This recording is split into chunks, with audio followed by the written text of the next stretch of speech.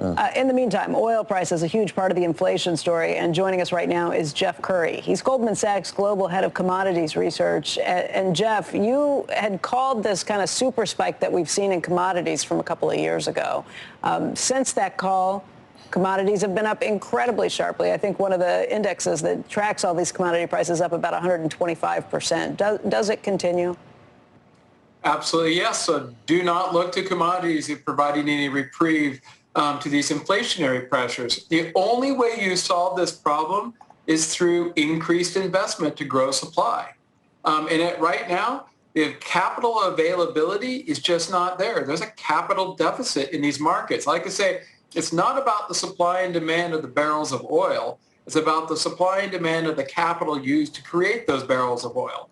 And whether if it's capital markets retreating because of ESG constraints or credit through bank lending retreating because of leverage ratio constraints. At this point right now, this market is severely constrained of capital, and you can see the implications. No investment in terms of greenfield capex or any type of longer term capacity expansions. You don't see the investors in these markets. You see liquidation of financial positions and liquidation of inventories across the board.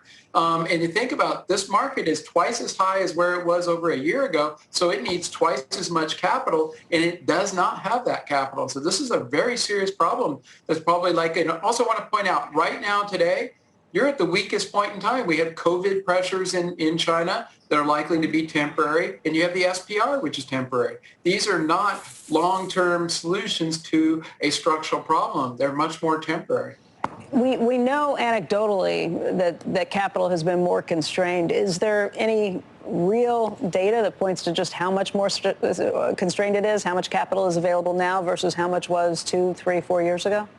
If you just look at the flow of funds into the sector, over the course of the last year, out of 300 billion, 299 went into ESG funds. $1 billion went into actual commodity funds, and so the restrictions are significant. Then when we look at overall capex into oil, over the last 5 years, you're down 35%. That does not, and you look at the demand, you had COVID in the interim, but demand levels today are higher than what they were in most commodities pre-COVID. So you need that capital. By the way, I can just look at open interest in the oil market. It has collapsed just in the last 12 months.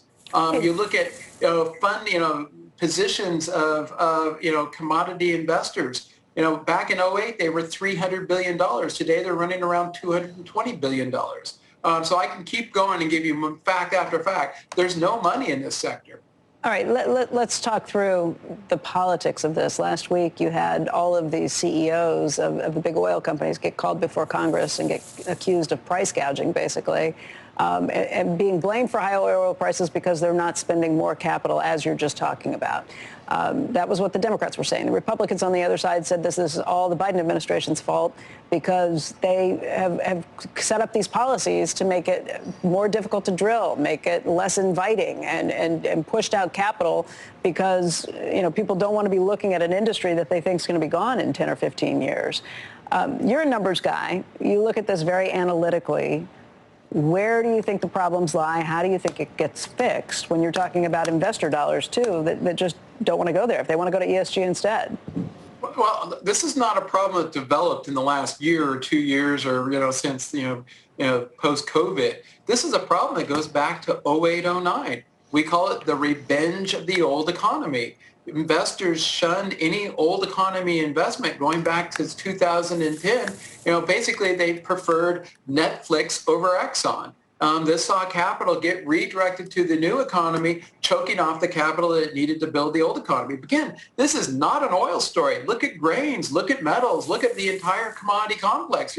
That number you cited, up 125%, is the entire commodity complex. So this is not unique to oil. Then you can throw the ESG concerns on top of that. Let's not forget the banking policy, the banking regulations that restrict leverage ratios that prevent capital going into the sector through credit.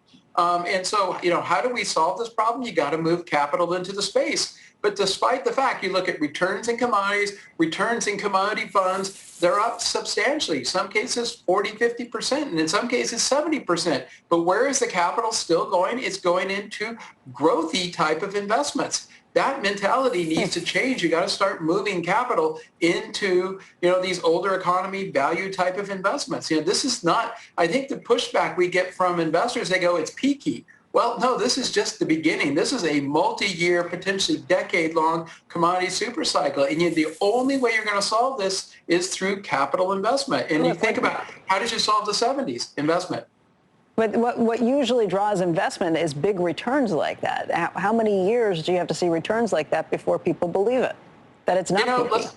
Let's go back to the 2000s. That super cycle started in 03. It wasn't until 06. Oil went from 20. In 06, you were at like $77 a barrel. From 20 to 77, finally the capital came in. Then you saw the big uptick in CapEx. By the way, in metals, the capital didn't come until 08.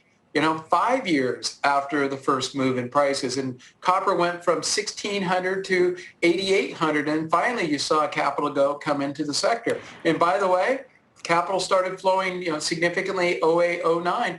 And by, 11, 12, you'd solve the problem. Similarly, in the 70s, that started around 68, capital flowed significantly in mid-70s. And by 1979, 80 was done.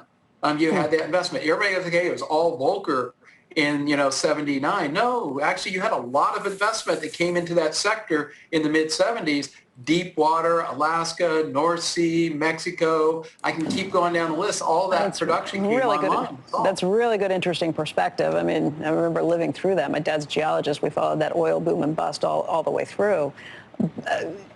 I guess if you're looking at your crystal ball trying to figure out how long this super spike lasts, obviously you don't know when the capital comes in, but can you say with absolute conviction that this is a bubble that keeps building for the next 2 years?